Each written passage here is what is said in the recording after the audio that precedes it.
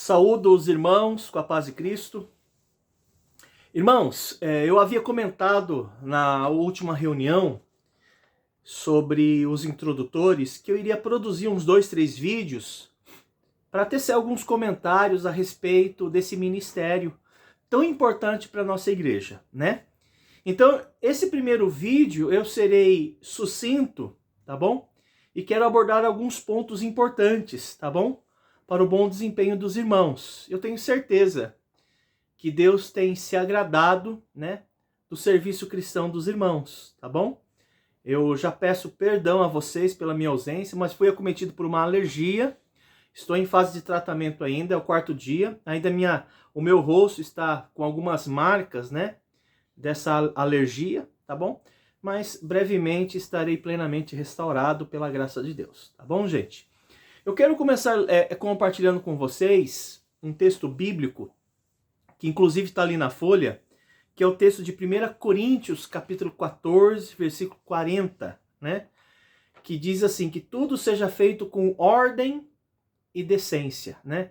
O apóstolo Paulo ali está trazendo uma orientação à igreja de Corinto em relação à administração do culto, né? E se existe uma palavra-chave para uma boa administração, a palavra-chave ou verbo-chave seria cuidar.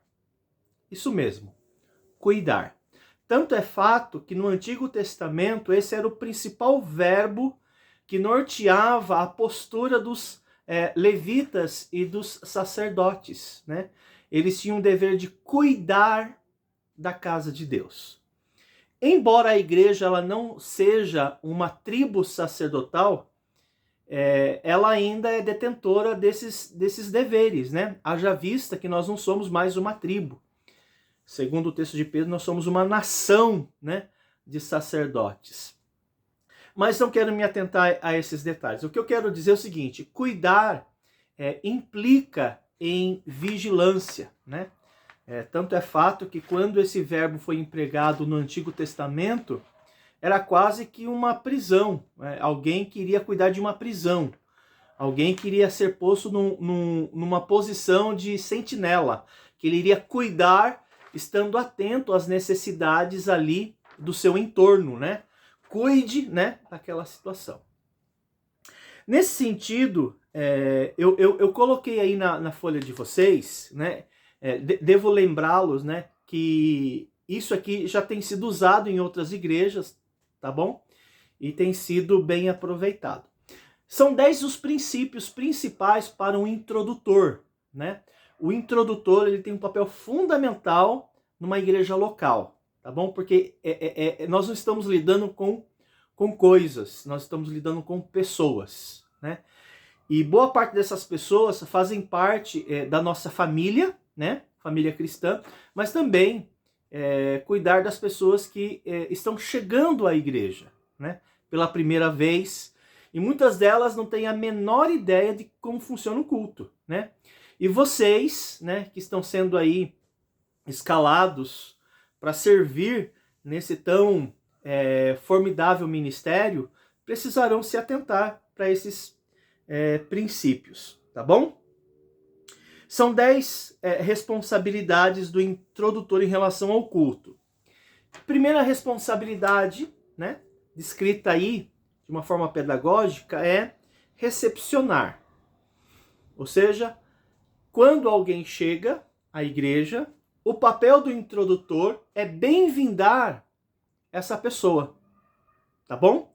Então, algo muito simples, né? Chegando, seja uma pessoa da igreja, ou principalmente, ou também principalmente não, né? Mas também os visitantes, o introdutor é aquela pessoa que vai até aquela pessoa fazendo questão de cumprimentar e bem-vindar essa pessoa, né?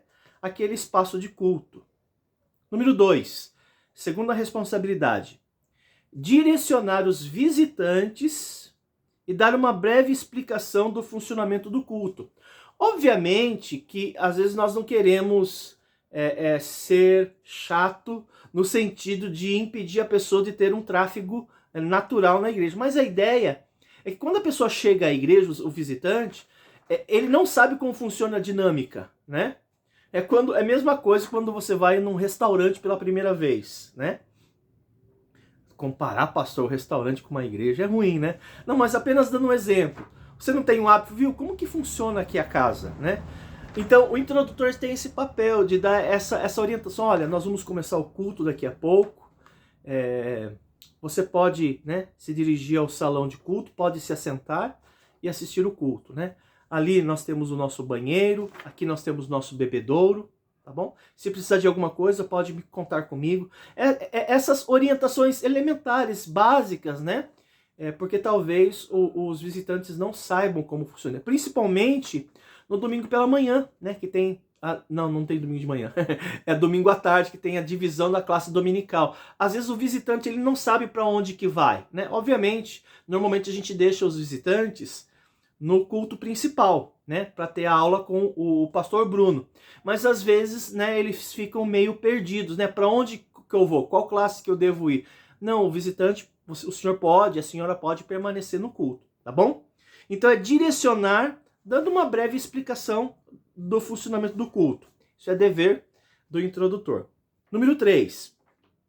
Preencher o cartão de visitantes e entregar ao pastor. Gente, essa terceira responsabilidade é fundamental para que a equipe de evangelismo consiga ter bom êxito no agendamento para com os visitantes, senão a gente acaba perdendo essa oportunidade de levar o evangelho a essas pessoas que chegam à igreja. Esse cartãozinho, ele já vai estar à disposição de vocês num lugar apropriado. Você pode... Primeira coisa que você faz quando você for assumir essa função, já pega uns 3, 4, 5 cartõezinhos, né? Somado com os panfletos evangelísticos, fica junto, e com uma caneta, né? Chegando o visitante, você pode entregar para ele. Entrega para ele. Você pode preencher, por gentileza? Ele vai preencher os dados lá, nome, endereço, telefone. E quando você for recolher esse papelzinho, né? Ele tem até um destaque, você deixa um para ele e você pega. Aquele outro papelzinho que você preencheu, discretamente vai lá e entrega para o pastor, né? Quando o pastor for reconhecer o visitante, fica mais fácil ele saber ali, porque ele vai conter algumas informações que são básicas para o pastor bem-vindar aquela pessoa, né? E esse papelzinho depois, né, essa ficha, vai para a equipe de evangelismo, que vai contatar essa pessoa, tentando aí fazer um agendamento para que possamos lá visitá-los, retribuindo assim a visita. Número 4. Estar disponível para servir no recolhimento das ofertas. A gente sabe que a igreja tem a prática, né, de fazer com que os ofertantes, né, deem as suas ofertas e dízimos lá no fundo. Mas vamos imaginar que numa eventualidade a dinâmica mude, então o introdutor ele tem esse papel de ajudar nesse papel de recolhimento, tá bom? Número 5, e vai ser o último que eu vou tratar nesse vídeo para ele não ficar muito longo, tá bom? Aí numa outra ocasião, brevemente eu mando o segundo vídeo. Socorrer alguma pessoa que necessite de ajuda física. Tosse e choro de crianças. É normal acontecer imprevisto durante o culto. E às vezes acontece, né, esses imprevistos. A pergunta é, quem é que vai lá socorrer a pessoa? Né? Será que é o pastor que deve sair? Os musicistas? O membro da igreja? Não. Esse é papel do introdutor. É ele que vai lá tentar levar um copo d'água, né? Talvez indicar a pessoa onde que é o berçário. Às vezes a criança começou a chorar porque ela talvez precise trocar de fralda. Você pode indicar onde é o berçário. Fazer aquela primeira assistência, né? Então nós devemos estar atentos a essas responsabilidades. Por enquanto só tratei de 5 responsabilidades, tá bom? Deus abençoe todos vocês e obrigado por me ouvir. Forte abraço!